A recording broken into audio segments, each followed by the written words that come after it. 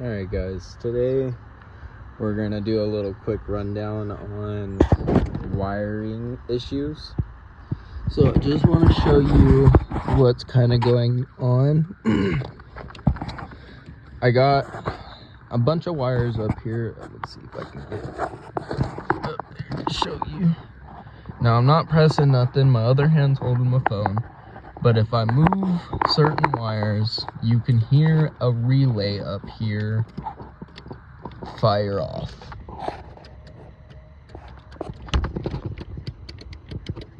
And the switch also becomes active for a second. So when they did the 4.0 swap, whoever it was, they did a dash swap on it as well, because you can kind of see the normal interior color was blue. So given the knowledge of the seats, the back panels, the dash panels, you know, the side panels, they're all blue except for this dash. So this whole dash has been put in from a Ranger. So given that knowledge, we know some things aren't going to be wired up properly. There was switches right here. I did have this switch running one of the hot wires to the radio. Again, I'm running into a loop problem, so though I haven't disconnected the wire or anything, you can obviously see where you are getting battery from the light. And if you move over here and flip the switch on for the radio, wherever if it wants to, maybe it doesn't want to come on. Well, we do, when it was wired, because I probably just took some of the wiring away from this. Excuse me. When the wiring was put up, I was running into a issue of it just constantly turning on, showing a FM radio, and then cutting completely off. So I kind of gave it a few days, because again, it's cold, especially when you're not working. You know, usually you got a shop protecting you from the wind. I got a down slope all the way down the neighborhood. That makes it a little nicer when it's cold, you know, of course. But what we are gonna go ahead and do is I'm gonna go ahead and remove this panel. Once I do, I'll be back so I can do a little bit more explaining. But we're gonna go ahead and start with just removing the panel. And just like that, you got your panel removed. Of course, this is gonna give you a little bit more access to the wires you got going on where you need. So quick little explanation where bolts and stuff go. You're of course gonna have the bolt right here. You're gonna have another one right there. There's gonna be two down here. You're gonna want to take care of those as well. So here's what we got going on. Random relay, don't know where it goes. You got random wires. I know these ones go to my switch panel. One is gonna be the ground. That's the ground. This one is going to be the wire for here, and this one is going to be the wire for, of course, right here. So love seeing wires not being crimped, but that is a normal thing I will run into consistently on this build. The main wire we are going to be looking at is right here. So again, like I said, I had a wire. That wire is going to be this one. This is going to be the hot wire that I ran this to, and let me show you how I know it's a hot wire. So if you don't have one of these are really nice to have. You can get it in the cheap little $30 kit from O'Reilly's. This comes with a shit ton of connectors, comes with a couple screwdrivers, some jump cables, cleaner parts, stuff like that. Just the little stuff you need. So what you do, you connect this to a good metal piece, and then you touch your wire, and then the light should come on. Now, The only thing I'm not understanding, because this is a hot wire, why is it giving the radio a 12 volt? I do know this wire does run, you know, a live current, so it should run enough current back to the radio to switch it on, but it's not. So again, we're gonna try it, see what's going on. Nothing coming on. So we know something here isn't getting proper feed. What I'm gonna go ahead and do is, let's see, do you know one of these is a ground? So check that out. Again, this is gonna be the normal stuff you're gonna find on these project builds. People don't necessarily do shit the right way. That's why I went ahead and got this little box of connectors. So I'm not sponsored or anything, so don't think this is a sponsorship. It's not tore out because I don't like them. It's just the way it the cookie crumbled. I have dug in quite a bit to this. You got every connector that you could need for simple wiring. Don't get this expecting to put your 18-inch speaker inside of this. You know, you might get away with some of these little wire connectors, but you are gonna have to go a little bit bigger gauge for the battery terminals, stuff like that. So you do got quite a bit in here. Electrical tape, I have a couple rolls I'm already using, heat shrink. This really does come in handy for simple wiring. So again, we're gonna go ahead and grab this because we know this is a live wire, so we know that's not a live wire. This is a live wire. Go ahead and touch right there on this little connection, see what's going on. So we are getting a live wire here. So there is something going on with some wires that are, you know, of course, tucked away right here. We are going to see, you know, we have an abundance of cut wires. We are going to run into this as, you know, one of the main issues we will have. So we're going to go ahead and put, let's see, I'm going to go ahead and connect this and see if we can get the radio to come on. So I do have it connected now. You flip this switch, wire does come on. Flip this switch, and let's see. Still nothing. Oh. I wonder if the fuse got back. So we are going to go ahead and start checking fuses. That's going to be our next step of diagnosis.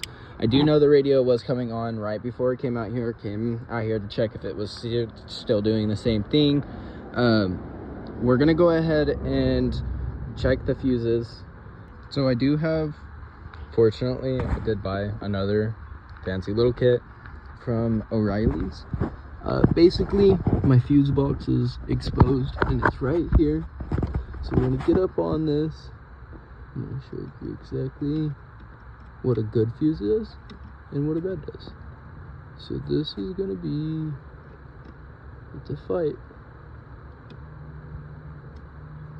So once we get the green dot, we know it's a good fuse. We're gonna go ahead and just test all of these. Cool. So unfortunately, it's not gonna be a fuse problem. And this really does come in handy. If you haven't picked yourself up one of these, go ahead and pick yourself up one. Again, I can't stress this enough.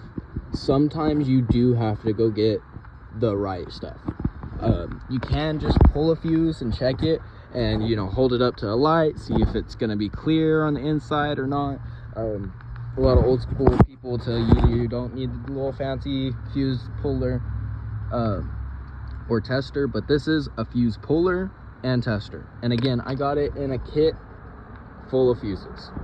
So if you're gonna be popping fuses, you really need fuses, go get that kit. Again, it's gonna be a pretty decent kit. It's gonna come with every fuse you're needing for your basic fuse panel. Don't expect no relays, stuff like that. I'm pretty sure you can find them, but don't expect it. So we're gonna go ahead, and what my next plan is I'm going to disconnect this wire.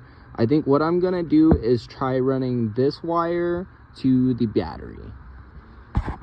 I want to go ahead and pull the radio out because I did indeed check the connections. I did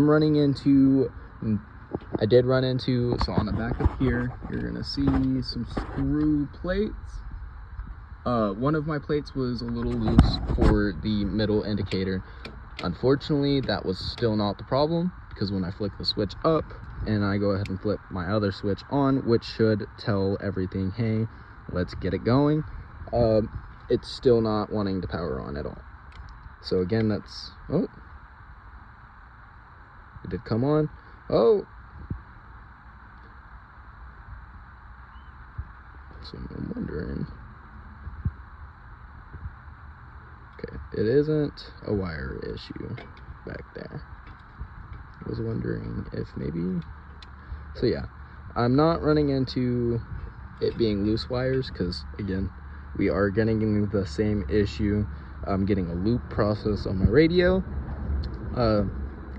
This is all it does. It doesn't let me turn the radio up, change the channels, nothing.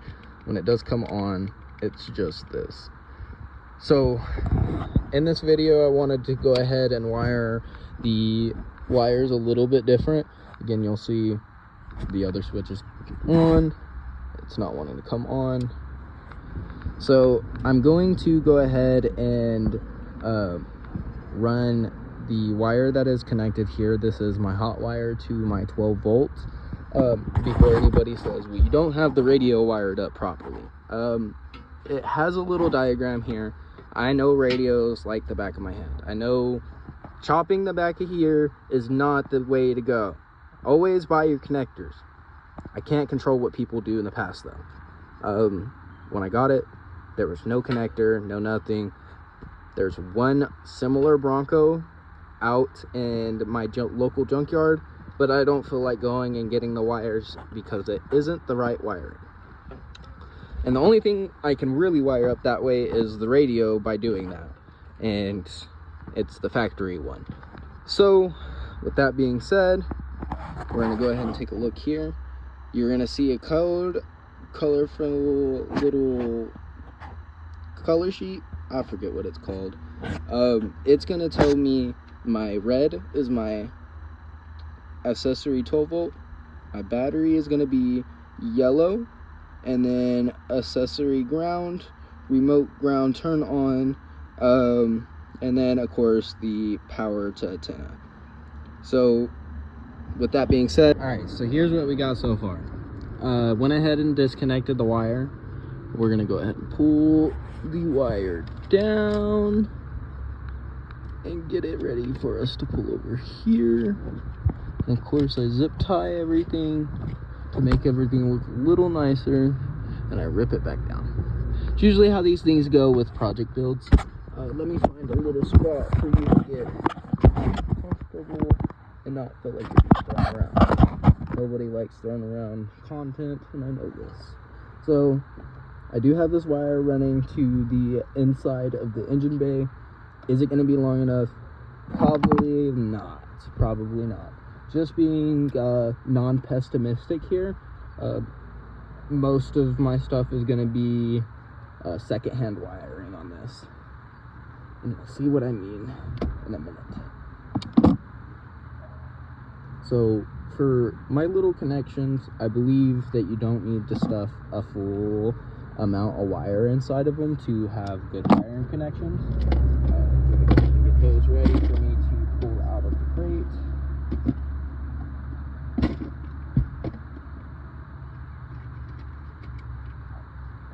So with it being my red power wire, I am going to go ahead and throw a power looking connector on it, just because I want it to be a little clean. These are the crimpers that I got with that kit, and these are some really nice crimpers, I'm not gonna lie. So again, I like to keep everything about the same length because you don't need to go super huge with, you know, your connecting wires.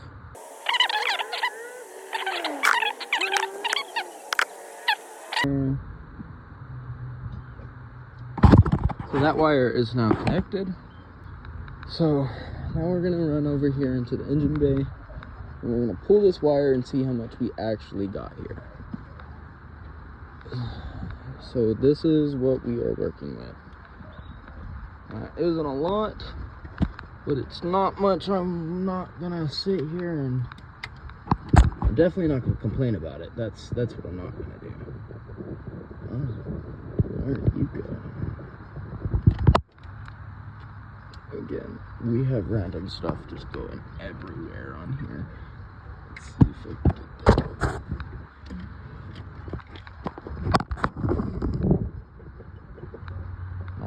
Nice. So now we need enough wire to go from here to the battery. So we're gonna go ahead, and this is where people are probably not like my way of doing stuff, but that's fine because I have my wires randomly tucked everywhere. This is a good wire, so I just tossed it out there maybe a few days ago. Let me go ahead and prepare this wire, get it ready for me to throw onto the connectors. So I went ahead and got my wires connected. We're gonna go ahead and get the bolt off and slip this connection on, see what's going on. All right guys, connection is secured. Go ahead and run back over here. Now, again, this wire is not connected to that wire anymore, but it is still powering on. So we're gonna run over here, flip the switch, flip that switch. Now we should be getting a 12-volt current straight through this. There's lights, goodbye. So something is still going on with this. All right.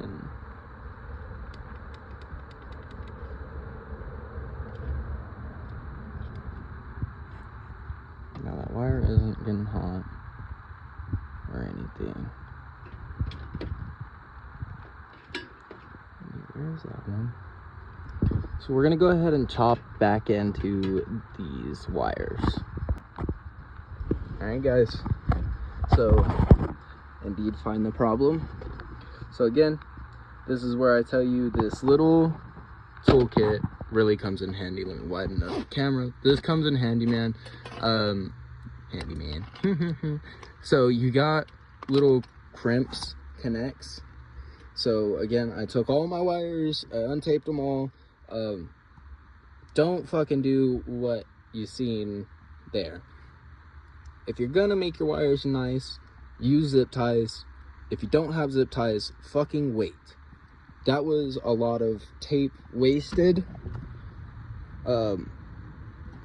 unnecessary. So, and it saves you the trouble of having to fight for your tape. But we went ahead and grabbed our little jumper cable. God, you can see the disc. So we went ahead and grabbed that jumper cable right there, and we put it on over here. So now with that being jumped, we jump over here. Of course, nothing's powered on right now, so nothing should be coming on.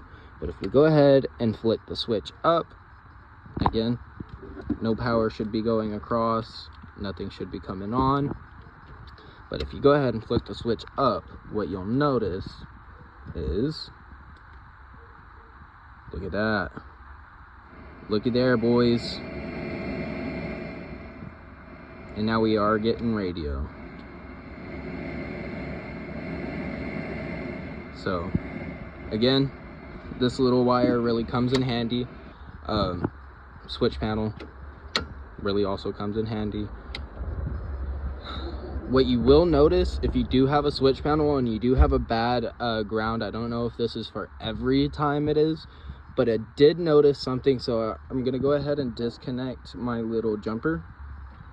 But if I switch the switch off and I turn this on, If you have a bad ground, you might get a light going back over to your main power.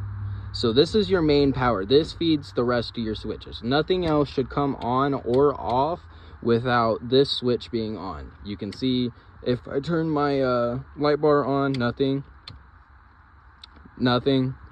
It's only this when I get the bad ground. So if you're doing something where you're wiring up your radio to your switch panel, you might get some resistance back up into your regular light on your little switch panel. So again, if I jump this off to a good ground, which that is a good ground, switch this on, you can see the light comes on, but if I switch this on, light stays off. So we did figure it out. I'm gonna go ahead and stop right here for today. I'm running out of daylight, of course, so if this video was very informational, I know it's a little bit longer than the usual post that I will post, but if this video was pretty informational, kind of helped you understand maybe something that's going on with yours, I hope that that helps. Again, none of this is going to be perfect. If you're doing a project build like mine, it's a river toy, it's gonna be ugly, you're gonna run into stuff, you're probably gonna reuse some wires. It happens. You can make the most out of it, but just remember, the amount of time you spend wiring something, you might have to spend unwiring it to fix an issue. So be prepared for the unexpected. Again, we're just learning here. I'm not a mechanic. I'm not going to tell you this is the right way or the wrong way to do it. This is how I fix it. So if you like how you've seen it fixed here, like, comment, subscribe. Let me know I'm doing something right. Again, this is a little bit longer than the usual video. I just kind of wanted to give a little quick video this morning, but I guess it turned into what this is, and of course I'm going to edit some of it down, but at least we have fixed one of the many issues that we have remaining with the Bronco, and I ain't going out and playing without the radio. So if you enjoyed, if you liked the content, let me know. If you'd like to see anything different, I plan on possibly getting the truck, my OBS back pretty soon, so that's in the making. But if you like anything you've seen, if you want something different, let me know. I am really trying to grow, make a following here, so I'm willing to do whatever. Sorry, I'm getting distracted by the tools just sitting out. I have a bad habit of losing my stuff. So, but if you do enjoy what you're seeing so far, let me know I'm doing something right in the comments. Like, subscribe, and have a good one.